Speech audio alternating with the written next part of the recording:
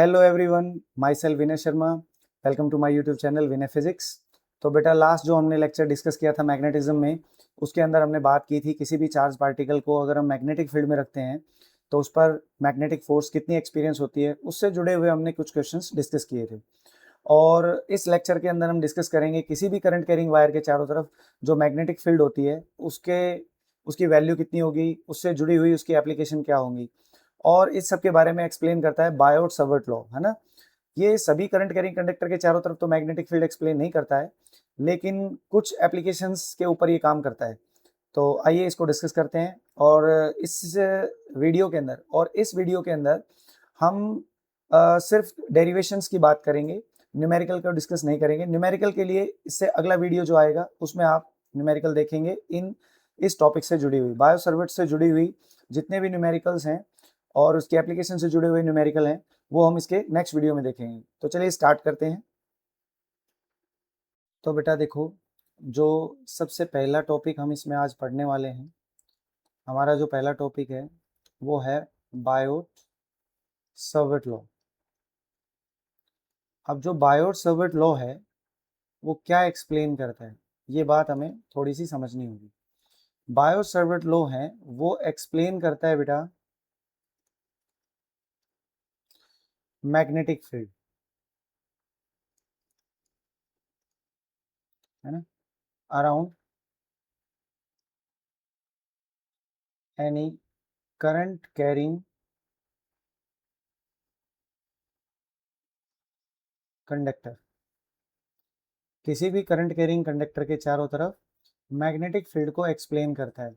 तो बायोट और सावर्ट नाम के दो साइंटिस्ट थे, उन्होंने एक करंट कैरिंग कंडक्टर लिया जिसमें करंट कितना दौड़ रहा था बेटा, आई।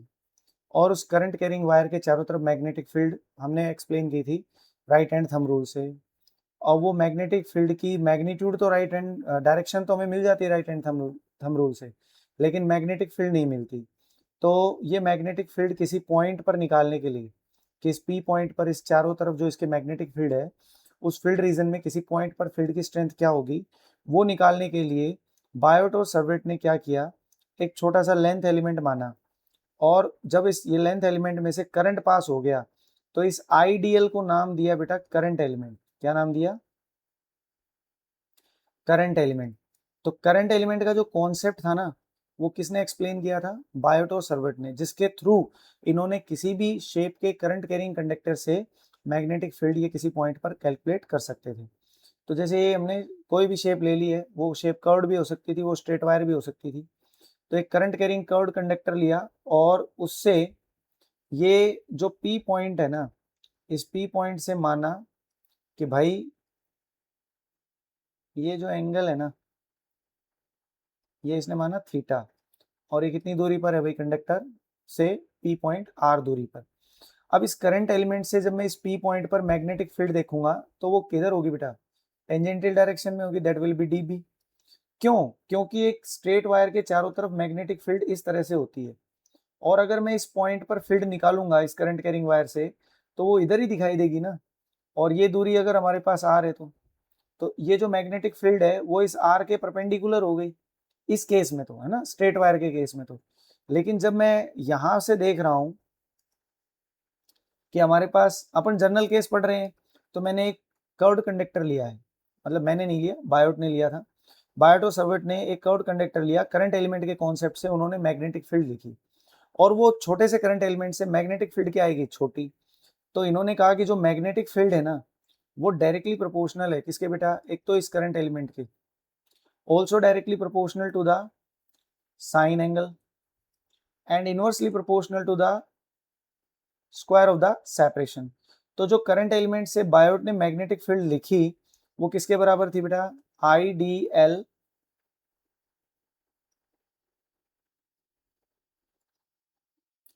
I D L sine theta और डिवाइडेड बाय आर स्क्वायर।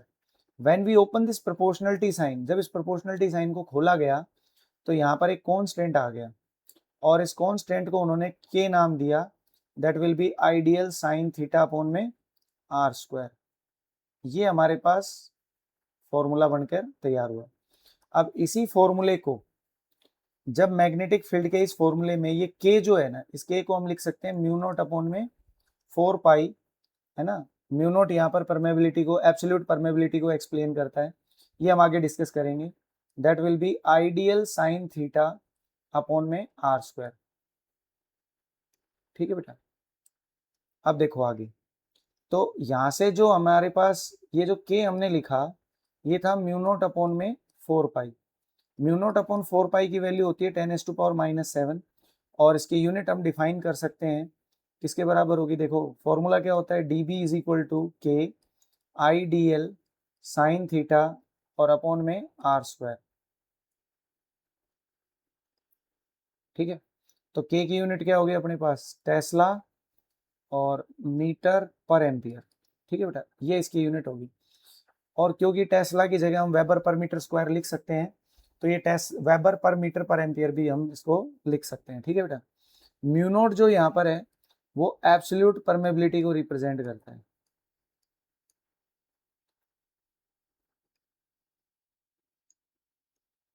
किसको रिप्रेजेंट करता है, एब्सोल्यूट परमेबिलिटी को। और यहाँ से जो ये देखो डीबी की वैल्यू है ना, अब ये मैं तुम्हें 3 चीजें समझा रहा हूँ, ये ध्यान से समझना।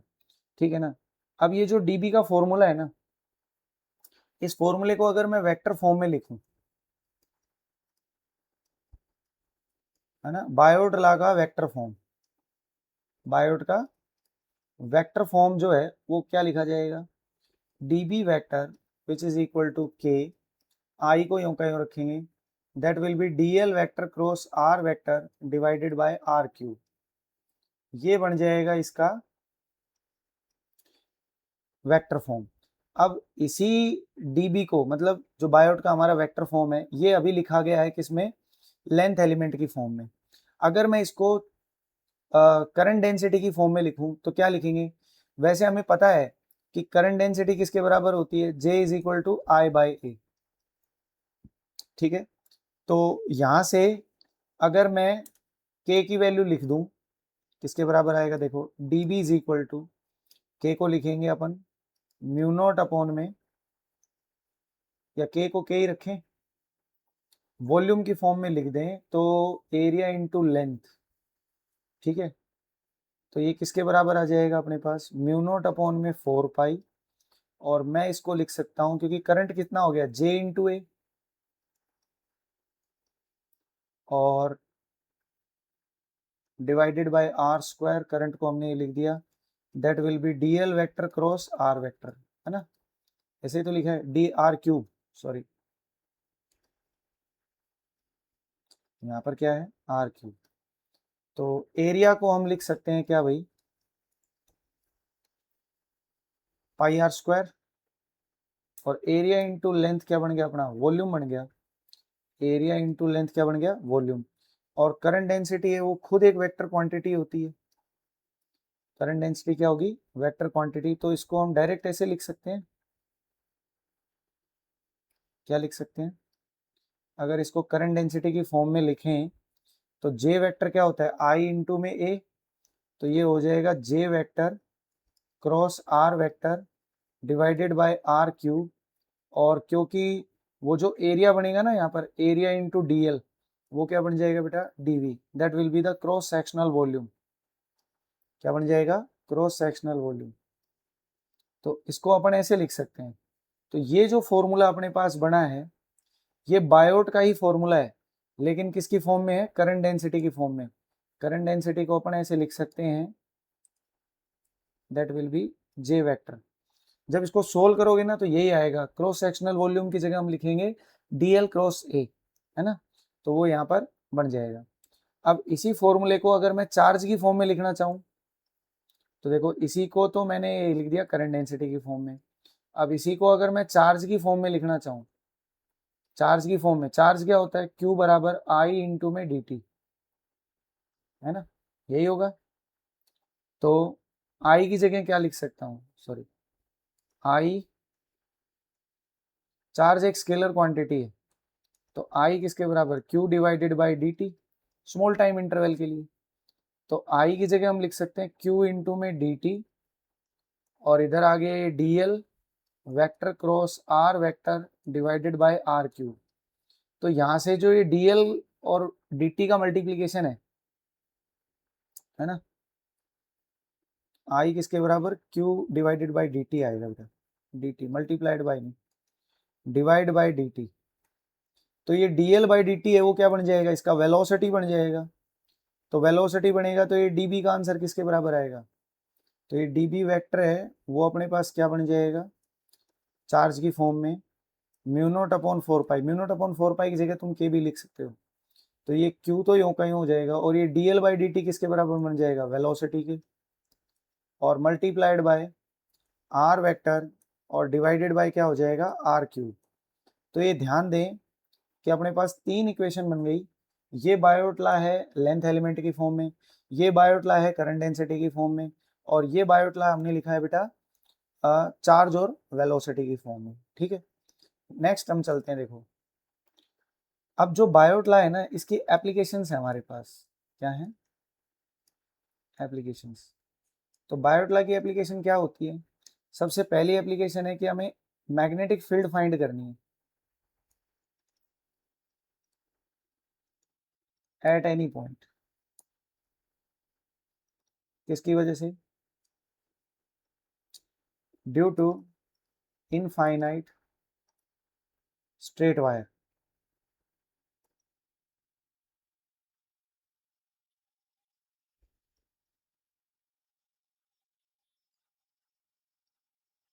इनफाइनाइट स्ट्रेट वायर से हमें मैग्नेटिक फील्ड फाइंड करनी है किसी पॉइंट पर। तो देखो ये बहुत आसान है। सबसे पहले तो हम एक इनफाइनाइट वायर कंसिडर करेंगे जिसका एंड हमें पता ही नहीं है, लाइक दिस।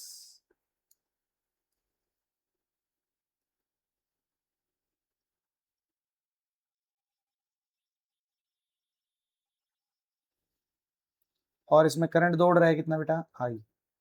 अगर मैं इस पी पॉइंट पर, कोई भी एक पी पॉइंट हमने कंसिडर कर लिया, इस पी पॉइंट पर हम इसकी मैग्नेटिक फील्ड फाइंड करते हैं, और ये हमने कोई सेंटर मान लिया ओ, ये दूरी हमने मान ली ए। अब पूरी वायर से तो हम एक साथ मैग्नेटिक फील्ड निकाल नहीं सकते, तो हमें क्या करेंगे, हम करेंगे इसमें एक छोटा सा करंट एलिमेंट कंसिडर करेंगे। करंट कितना दौड़ रहा था, आई। मैंने यहाँ कंसिडर कर लिया छोटा सा लेंथ एलिमेंट dl। तो इस आईडीएल से ये पी पॉइंट लगभग आर दूरी पर है, and it makes some angle theta. क्योंकि वायर इनफाइनाइट है और एप्लीकेशन बायोट की है, तो बायोट लॉ क्या कहता है भाई, कि जो मैग्नेटिक फील्ड है वो किसके बराबर होगी, के I D L sine theta और डिवाइडेड बाय आर स्क्वायर। ये बन गई अपने पास भाई, इससे तो यही बन रहा है मैग्नेटिक फील्ड। अब होगा क्या कि इस पूरी वायर से तो हम एक साथ मैग्नेटिक फील्ड निकालेंगे, तो कई बच्चे सोचेंगे सर इंटीग्रेशन कर देते हैं, लेकिन क्या आपको लिमिट पता है, क्योंकि वायर तो इनफाइनाइट है। तो हम क्या करते हैं, एक छोटा सा यहाँ ज्योमेट्रिकल कंस्ट्रक्शन करते हैं। मैं लेट करूँ कि ये जो एंगल है ना ये फाई है। अगर मैं ये पता कर लूँ कि ये छोटा सा करंट एलिमेंट इस पी पॉइंट के साथ फाई एंगल बना रहा है, और इस करंट एलिमेंट का सेंटर और इस वायर का सेंटर दोनों है वो किसके बराबर है, एल लेंथ के, तो यहाँ पर एक ट्रायंगल बन गई है बेटा। ध्यान से देखो, ये एंगल थीटा, ये एंगल फाई, ये 90 डिग्री, ये आर, ये ए, और ये हो गया एल। हो गया। तो हम इस ट्रायंगल के का यूज करके हम इन 3 टर्म्स को चेंज करेंगे, एक तो डीएल को, एक साइन थीटा को, और एक आर स्क्वायर को। इन 3 टर्म को मैं चेंज करूंगा, और किस फॉर्म में चेंज करेंगे, हम इसको फाई की फॉर्म में चेंज करेंगे, ताकि मैं ये पता कर लूं कि भाई जो हमारे पास पहला एंड है, ऊपर वाला जो एंड है, और ये नीचे वाला एंड है, ठीक है ना, ये इस पी पॉइंट के साथ कोई ना कोई एंगल बना रहे हो, है ना कहीं तो एंगल बनेगा ही भाई, ये वाला एंड और ये वाला एंड, ये कोई ना कोई एंगल तो बनाएगा ना। तो पहले मैं फाई फॉर्म में निकाल लूं कि भाई ये छोटा करंट एलिमेंट कितना एंगल बना रहा है, फिर मैं इसका कहीं ना कहीं इनिशियल पॉइंट होगा, कहीं ना कहीं फाइनल पॉइंट होगा, तो वो भी कोई ना कोई एंगल तो बनाएंगे।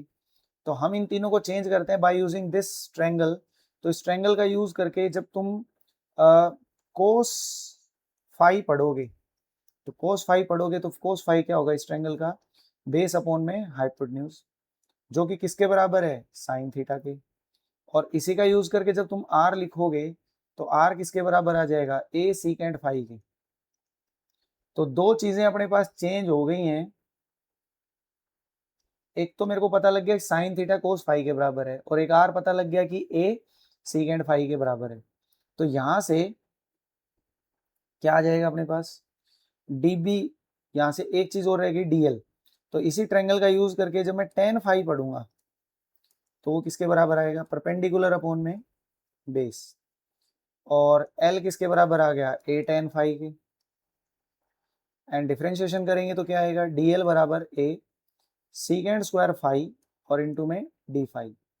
तो ये तीन टर्म हमारे पास चेंज होकर आ गई है ना। ऐसा हम इसलिए कर रहे हैं ताकि हम इनिशियल और फाइनल पॉइंट्स के रिगार्डिंग लिमिट लिख सकें और नेट फील्ड निकाल सकें बाय यूजिंग द इंटीग्रेशन।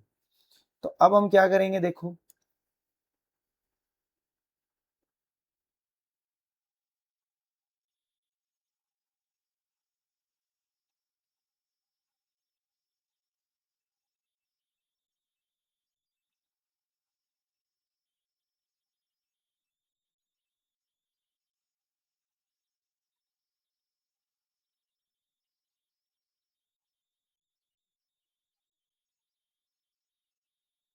अब हम क्या करेंगे, अब क्योंकि वो चेंज हो चुका है और हम इक्वेशन वन में इसको पुट करेंगे, है ना। तो देखो इक्वेशन वन में हम जब पुट करते हैं तो उन तीनों इक्वेशन से क्या आएगा, के आई, डी एल की जगह हम क्या लिख सकते हैं बेटा, A secant square phi D phi. Sine theta की जगह हम क्या लिखेंगे, कोस फाई। और डिवाइडेड बाय आर की जगह क्या लिखेंगे, A square secant square phi, क्योंकि आर का स्क्वायर है तो आर है वो ए सीकेंड फाई के बराबर था। ए से ए कट गया, सीकेंड से सीकेंड कट गया। तो डीबी का जो आंसर है वो अपने पास क्या आ गया, के आई कोस फाई डी फाई और डिवाइडेड बाय ए। ये आ गई हमारे पास इक्वेशन नंबर 2। पहले जो इक्वेशन हमने निकाली वो और ये दोनों बराबर है, बस वो थीटा की फॉर्म में है और ये फाई की फॉर्म में। अब हम क्या करेंगे, टोटल मैग्नेटिक फील्ड के लिए, टोटल फील्ड के लिए हम इसका इंटीग्रेशन करेंगे। और इंटीग्रेशन करेंगे तो डीबी, इधर करेंगे तो क्या आएगा, इधर करेंगे तो देखो इंटीग्रेशन के आई ए तो बाहर आ जाएगा, इंटीग्रेशन किसका होगा, कोस फाई और डी फाई का। अब यहाँ से ये वाला एंड है, सपोज पी पॉइंट से कितना एंगल बना रहा है, ये एंगल बना रहा है फाई वन। और ये भाई साहब एंगल कितना बना रहे हैं, फाई टू। जो भी इसका फाइनल एंड होगा और इनिशियल एंड होगा वो बना रहे हैं फाई वन और फाई टू। तो यहाँ से इंटीग्रेशन लिमिट क्या हो जाएगी, माइनस फाई वन से फाई टू। क्लॉक और एंटी क्लॉक वाइज की डायरेक्शन को देख लेंगे तो एंगल की लिमिट हो गई माइनस फाई वन से फाई टू। डीबी का आंसर आ गया बी, दैट विल बी के आई अपॉन में ए। कोस फाई का इंटीग्रेशन हो गया अपने पास क्या बेटा, साइन फाई, और लिमिट माइनस फाई वन से phi two. And when we put the value तो हमारे पास जो आंसर आएगा वो क्या आएगा, K I A sine phi one plus sine phi two. This is the required answer of first application. अब इसमें कुछ केसेस हम पढ़ेंगे। तो इसका जो पहला केस है, वो पहला केस क्या है, देखो अगर हमारे पास एक इनफाइनाइट वायर है, सपोज ये हमारे पास एक इनफाइनाइट वायर है, इधर भी इनफाइनाइट वायर है, और ये इनफाइनाइट वायर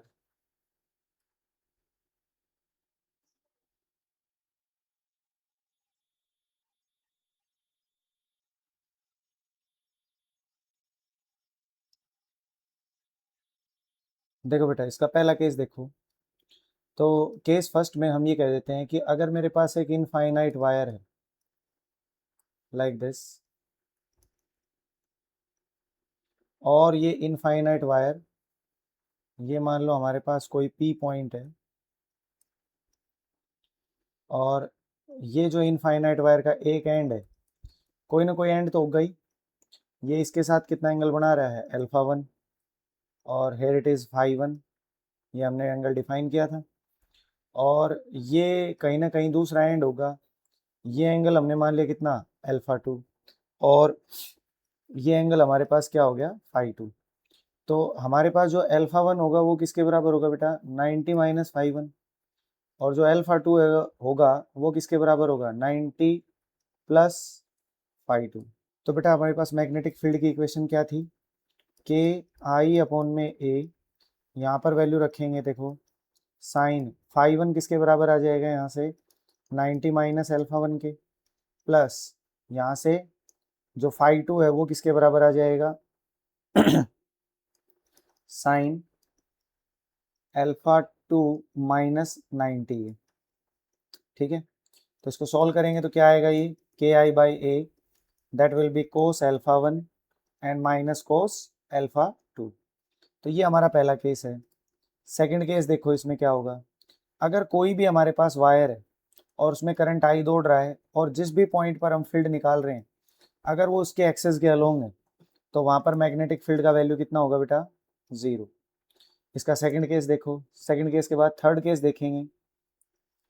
थर्ड केस क्या आ जाएगा यहाँ से, अगर मान लो हमारे पास एक वायर है और वो इनफाइनाइट है, यही मान लेते हैं अपन, इनफाइनाइट वायर है और जो पी पॉइंट है ना वो उसके एक एंड के अक्रॉस है, किसके अक्रॉस है, एक एंड के अक्रॉस है एंड दैट विल बी ए। तो हमारे पास यहाँ फाई 1 किसके बराबर होगा बेटा, 0 के, और फाई 2 किसके बराबर होगा 90 डिग्री के। तो मैग्नेटिक फील्ड का वैल्यू किसके बराबर आ जाएगा, के आई अपॉन में A that will be sine 90 plus sine 0, है ना, वो चाहे पहले लिख दो फाई 1 को चाहे बाद में लिख दो। उसके बाद केस 4, तो यहाँ से आंसर क्या आ जाएगा बेटा, बी बराबर के आई अपॉन में ए। बहुत सारे न्यूमेरिकल इस पर आते हैं, ध्यान रखना। जो केस 4 है वो देखो क्या होगा, अगर हम मान लें कि अपने पास जो वायर है वो इस तरह से हो जाए कि ये एक एंड तो अपना इन्फिनिटी दिखा दूं और जो पी पॉइंट है ना वो यहाँ पर है, जो इसके साथ कितना एंगल बना रहा है, दैट विल बी 37 डिग्री, और ये करंट आई दौड़ रहा है। तो इस केस में हमारे पास जो फाई 1 होगा वो तो 37 डिग्री हो गया, फाई 2 कितना हो गया बेटा 90। तो मैग्नेटिक फील्ड का जो आंसर होगा वो होगा के आई अपॉन में ए, अगर दूरी ए है तो क्या आ जाएगा यहाँ से साइन 37 प्लस साइन 90। ठीक है, इसको सॉल्व कर लेंगे, आंसर आ जाएगा। इसके बाद और भी हमारे पास एक केस है, अगर मान लो कि हमारे पास ये एक वायर है और ये वायर कुछ ऐसे दे रखी है और जो पी पॉइंट है वो यहाँ पर है, here it is the P point.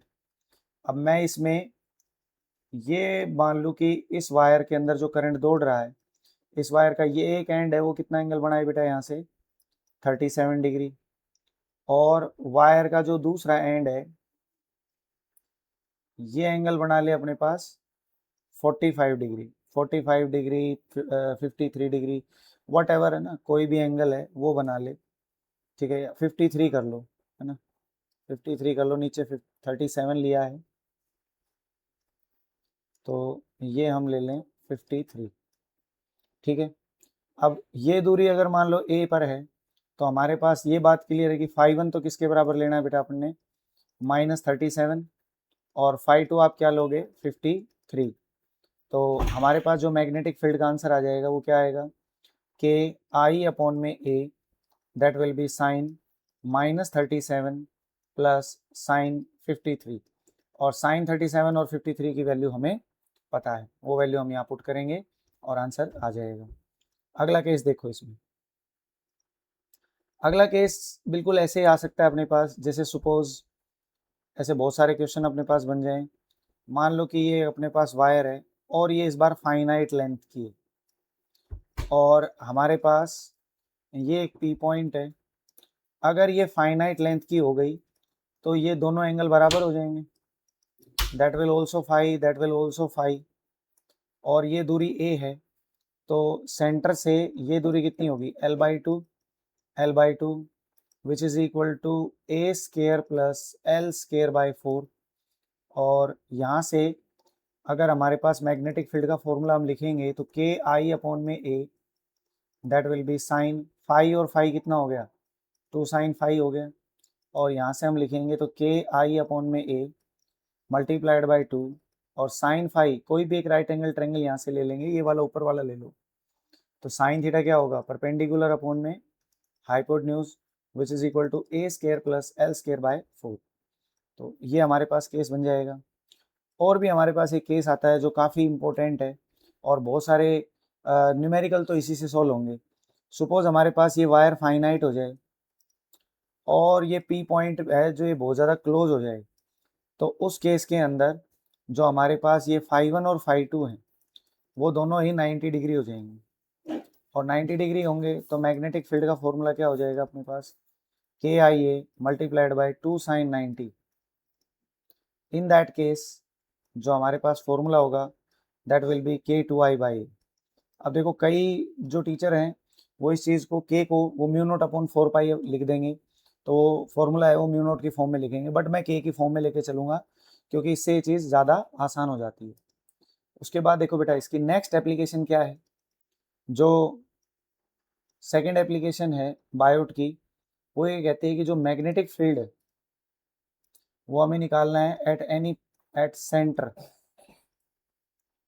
Of A current carrying loop. हमारे पास एक करंट कैरिंग लूप है, उसके सेंटर पर अपन मैग्नेटिक फील्ड निकालें।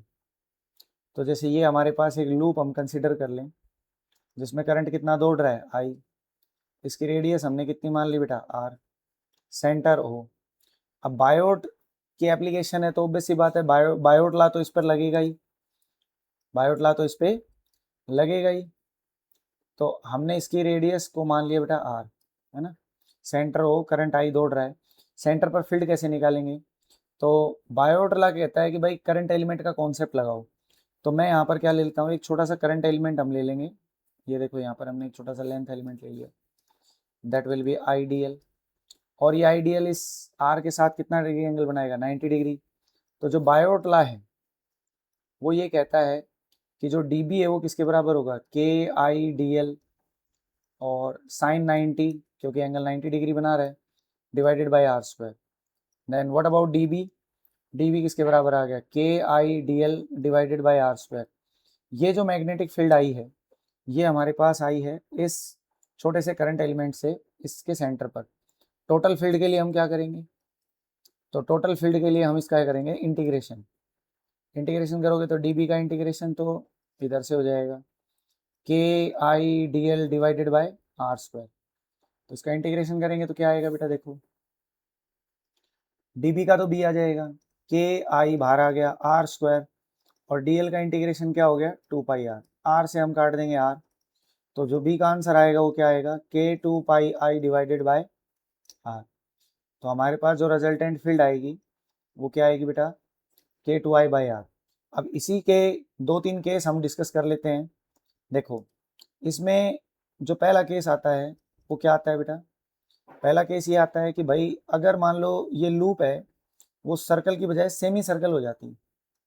अब मान लो कि ये सेमी सर्कुलर लूप है और इसका रेडियस आर है और हमें इसी सेंटर पर, इसके सेंटर पर फील्ड फाइंड करनी है।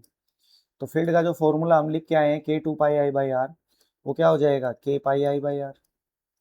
ठीक है, इसका जो अगला केस है उसमें अगर मान लो ये आर्क होती है ना, ये तो सेमी सर्कल के लिए,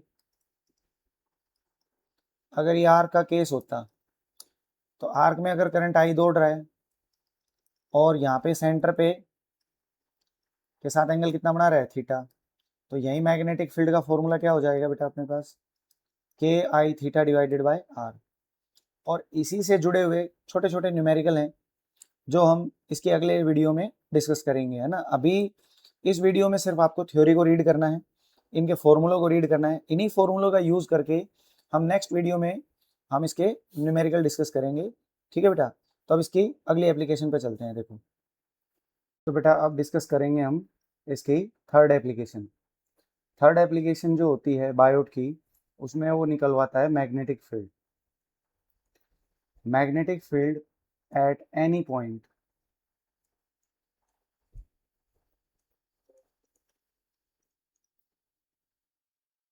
on axis of current carrying loop. कोई हमारे पास एक करंट कैरिंग लूप है उस करंट कैरिंग लूप की वजह से हमें क्या निकालनी है, इसकी मैग्नेटिक फील्ड निकालनी है। तो हम एक लूप कंसिडर करें जिसमें करंट दौड़ रहा है आई, उसकी रेडियस हमने मान ली बेटा कितनी, आर, और ये वो पॉइंट है जहाँ पर हम फील्ड निकालना चाहते हैं, दैट विल बी पी, जो कि लगभग इसके सेंटर से कितनी दूरी पर है, आर एक्स दूरी पर है। अगर मुझे मैग्नेटिक फील्ड इस पी पॉइंट पर निकालना है बाय यूजिंग बायोट लॉ, तो हम क्या करेंगे, एक छोटा सा यहाँ पर करंट एलिमेंट का कॉन्सेप्ट यूज करेंगे। तो यहाँ पर मैंने मान लिया दैट विल बी आइडियल। अब ये करंट इसमें घूम रहा है और इस करंट एलिमेंट के सेंटर से, करंट एलिमेंट के सेंटर से मैंने कहा ये जो पी पॉइंट है ना, ये कोई एंगल बनाता है, that will be angle phi. ये हमने फाई मान लिया, थीटा मान लो, जो तुम्हारी मर्जी है वो हम मान लो। तो ये फाई एंगल मैंने कंसिडर कर लिया, और ये जो दूरी होगी हमारे पास, ये हो जाएगी r square plus x square. तो इस छोटे से करंट एलिमेंट से इस पी पॉइंट पर जो हम फील्ड निकालेंगे, तो फील्ड कहाँ होगी, परपेंडिकुलर टू द डिस्टेंस, इस डिस्टेंस के परपेंडिकुलर होगी बेटा मैग्नेटिक फील्ड। और इस डीबी का कंपोनेंट, क्योंकि मुझे एक्सेस के अलोंग फील्ड चाहिए, तो डीबी के कंपोनेंट तोड़ेंगे, तो कंपोनेंट क्या आएगा, अगर ये एंगल फाई है तो ये भी एंगल हमारे पास क्या हो जाएगा, फाई। और डीबी के कंपोनेंट तोड़ोगे तो यहाँ से क्या आ जाएगा अपने पास, ये आ जाएगा डीबी साइन फाई, और ये आ जाएगा अपने पास डीबी कोस फाई। तो जो मैग्नेटिक फील्ड हमें मिलेगी एक करंट एलिमेंट से अलोंग द एक्सिस, वो क्या होगी, डीबी साइन फाई। और क्योंकि ये बायोट की एप्लीकेशन है, तो बायोट लॉ जब मैं इस पर लगाऊंगा तो डीबी का वैल्यू हम निकाल लेंगे। डीबी किसके बराबर होगी, के आई डी एल साइन 90, और डिवाइडेड बाय दूरी क्या होगी, आर स्क्वायर एक्स स्क्वायर का अंडर रूट, तो इसका भी होल स्क्वायर करोगे तो अंडर रूट हट जाएगा। ये इक्वेशन आ गई अपने पास एक। अगर छोटे से करंट एलिमेंट पर, इस करंट एलिमेंट से इस पी पॉइंट पर हमें फील्ड मिल रही है डीबी साइन फाई, तो टोटल फील्ड के लिए हम क्या करेंगे बेटा, इसका इंटीग्रेशन। टोटल फील्ड के लिए मैं इसका इंटीग्रेशन कर दूंगा, तो डीबी टोटल फील्ड आएगी बी बराबर डीबी साइन फाई। सॉल्व करने के लिए हम यहाँ वैल्यू लगाएंगे के आई डी एल, और नीचे हो गया r square plus x square, और यहाँ से साइन फाई जो है इंटीग्रेशन, साइन फाई जो है उसको हम लिख सकते हैं, यहाँ एक राइट एंगल ट्रायंगल दिख रहा है, तो ये आ जाएगा r divided by are square plus x square की पावर 1/2। इसको सोल्व कर दो तो b की वैल्यू क्या आ जाएगी, यहाँ से सबको बाहर ले लो, के आई आर, और नीचे हो जाएगा आर स्क्वायर एक्स स्क्वायर, इस सारे की पावर 3/2। इंटीग्रेशन सिर्फ किसका होगा बेटा, डीएल का, और डीएल का इंटीग्रेशन किसके बराबर आएगा यहाँ पे, 2πr के। अब इसका रिजल्टेंट आंसर जो हमारे पास बनेगा वो आएगा के।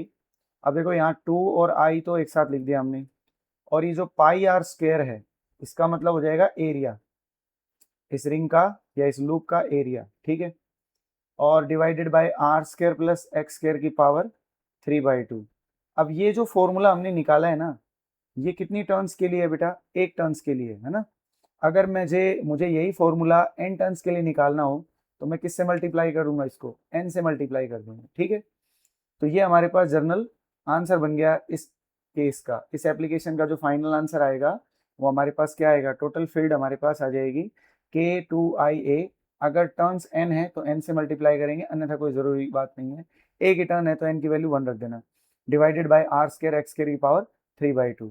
अब इसके कुछ केस हैं, वो केस हम डिस्कस कर लेते हैं। देखो जो पहला केस है वो ये है कि अगर r और x हमारे पास बराबर हो जाए, r और x बराबर हो जाएंगे, तो मैग्नेटिक फील्ड हमारे पास किसके बराबर आएगी, रख देना इसमें वैल्यू, तो ये बनेगी बेटा 4√2r।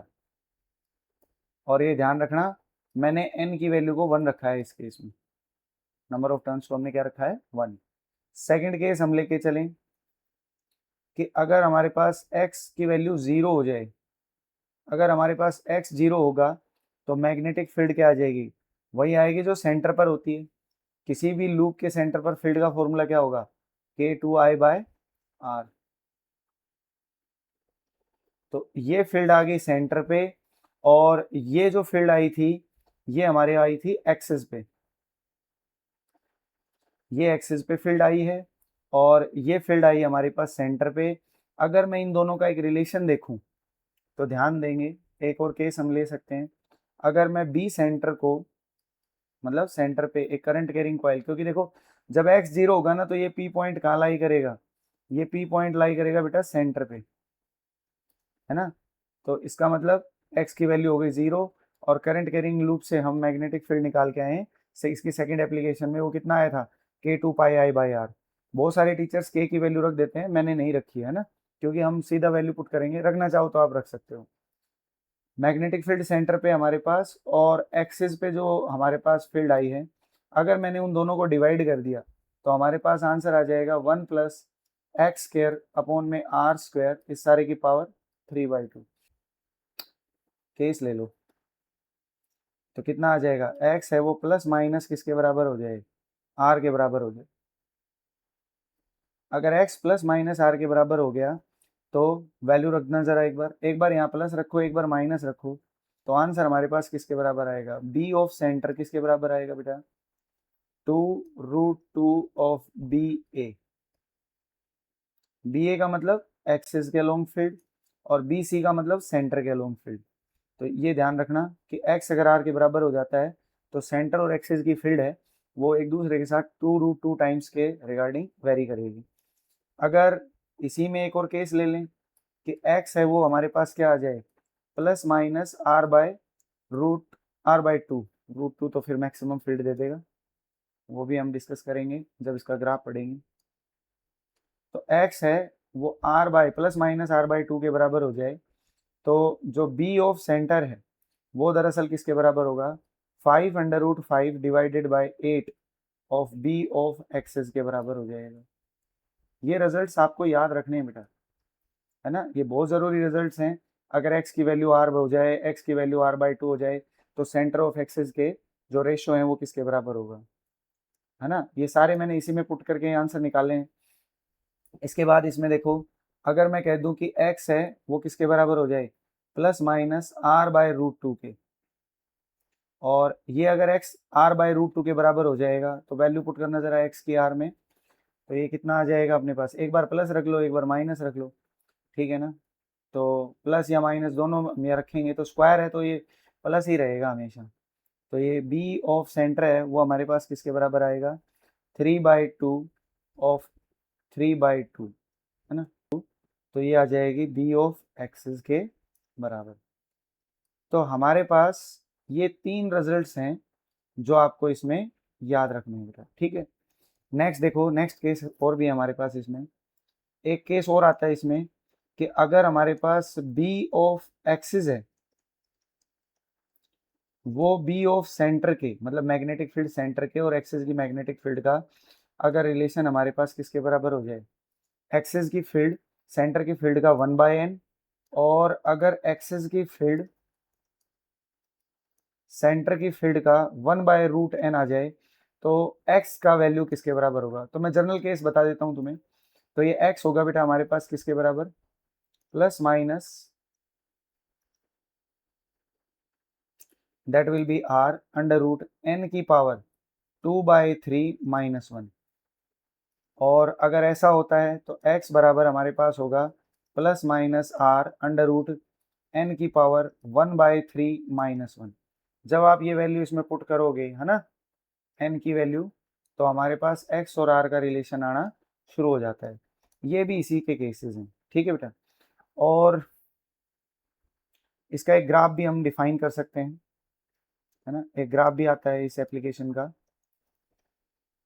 क्या आता है,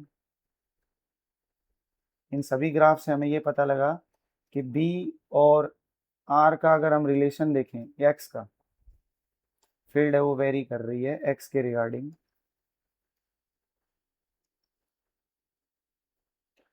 तो ग्राफ हमें देखने को कुछ ऐसा मिला, है ना। x वेरी करो, फील्ड सेंटर पे आ जाएगी, यहाँ पर x 0 तो फील्ड होगी मैक्सिमम। उसके बाद जैसे जैसे हम आगे बढ़ेंगे तो फील्ड की वैल्यू घटती जाएगी, और सेंटर और एक्सिस के अलोंग जो फील्ड के रिलेशन है वो आपको याद रखने हैं। इसके कुछ न्यूमेरिकल्स भी आ जाते हैं कई बार, है ना। जैसे वो कह देगा हमारे पास 2 कॉइल हैं,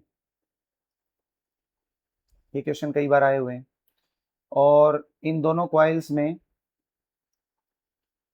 जो सेंटर हैं वो एक दूसरे से लगभग कितनी दूरी पर है, 2x की दूरी पर है, और ये बीच में कोई O पॉइंट है। तो हमें फील्ड है ना वो O पर फाइंड करनी है, फील्ड एट O कितना होगा ये बताओ। If current in both coil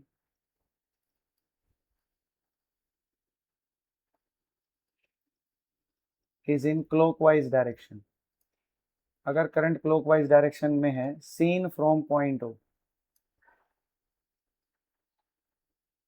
point O पर कोई ऑब्जर्वर खड़ा है और वो देखता है कि सपोज यहाँ कोई ऑब्जर्वर खड़ा है, और ये खड़ा होके एक बार इस कॉइल P को देखेगा और एक बार इस कॉइल Q को देखेगा। तो अगर करंट इसमें क्लॉकवाइज घूम रहा है, सपोज मेरे इस तरफ एक कॉइल है और मैं यहाँ खड़ा होकर उसको देख रहा हूँ, तो करंट है वो क्लॉकवाइज डायरेक्शन में है। अगर क्लॉकवाइज डायरेक्शन में है तो फील्ड होगी इनवर्ड की तरफ, हम इसमें मैग्नेटिक फील्ड की डायरेक्शन बताएंगे। तो करंट अगर इस O पॉइंट पे खड़े होकर देखेंगे तो फील्ड है वो इधर आएगी, दैट विल बी BP। और क्योंकि जो फील्ड होगी BP वो किसके बराबर होगी, K2IA, टर्न्स एक हैं और सेंटर से ये क्वाइल जो है P क्वाइल और ये जो O पॉइंट है ये दोनों एक दूसरे से कितनी दूरी पर है, x दूरी पर। तो फॉर्मूला बन जाएगा r² x² की पावर 3/2। और सिमिलरली अगर मैं अब इधर वाली कॉइल में देखता हूँ, जैसे ये Q कॉइल है, अगर मैं इस कॉइल में देखूंगा तो इसमें भी करंट मुझे क्लॉकवाइज डायरेक्शन में नजर आएगा, और O से देखने पर अगर ये वाली कॉइल में भी करंट मुझे किस में नजर आ रहा है, क्लॉकवाइज डायरेक्शन में, तो इसकी भी फील्ड कहाँ होगी बेटा, इस तरफ होगी, दैट विल बी BQ। तो BQ भी अगर दूरी सेम है, करंट सेम है, if current both in coil current will be same, तो फील्ड भी दोनों की क्या आएगी, सेम। बट फील्ड का मैग्नीट्यूड तो दोनों में सेम आया है, लेकिन O पॉइंट पर दोनों फील्ड एक दूसरे के क्या है, अपोजिट डायरेक्शन में। तो जो नेट इफेक्टिव फील्ड है वो किसके बराबर आएगी, that will be B net which is equal to BP minus BQ is equal to 0। तो इस तरह के क्वेश्चन बहुत आते हैं। एक क्वेश्चन जो कई बार इसमें पूछ लिया जाता है वो क्या है, देखो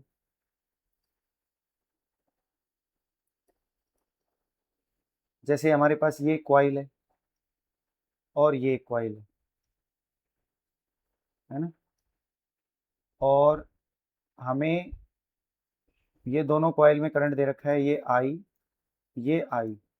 ये यहाँ से x दूरी पर है, या हम कहें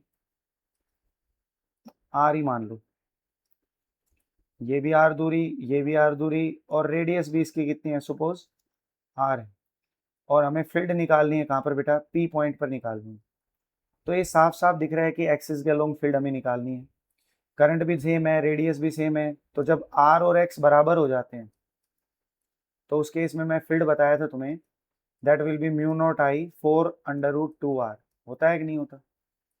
तो अगर मैं इसको मान लूँ A क्वाइल और इसको मान लूँ P क्वाइल, तो फील्ड जब A क्वाइल और P क्वाइल से देखेंगे तो वो दोनों फील्ड क्या आएंगी, सेम ही आएंगी, क्योंकि I और R दोनों में क्या है, सेम ही है ना। लेकिन P पॉइंट पर जो फील्ड हमें मिलेगी, देखो इस क्वाइल में अगर करंट इस तरफ घूम रहा है, करंट अगर ऐसे घूम रहा है तो फील्ड की डायरेक्शन कहाँ होगी, आउटवर्ड होगी। तो इसमें जो फील्ड होगी वो हमारे पास इधर होगी, दैट विल बी BA। और जब हम इस P पॉइंट पर इस नीचे वाली कॉइल से फील्ड देखेंगे तो फील्ड कहाँ होगी, ऊपर की तरफ। तो जो P कॉइल है, P नहीं इसको Q मान लो, Q कॉइल से जो फील्ड हमें मिलेगी, फील्ड भी इसकी Q हो जाएगी फिर। तो ये दोनों फील्ड एक दूसरे के परपेंडिकुलर हैं। रिजल्टेंट फील्ड के लिए हम क्या ड्रॉ करेंगे बेटा, एक पैरेललोग्राम ड्रॉ करके रिजल्टेंट फील्ड निकाल लेंगे। तो रिजल्टेंट फील्ड हमारे पास क्या आएगी, that will B BP² plus में BQ²।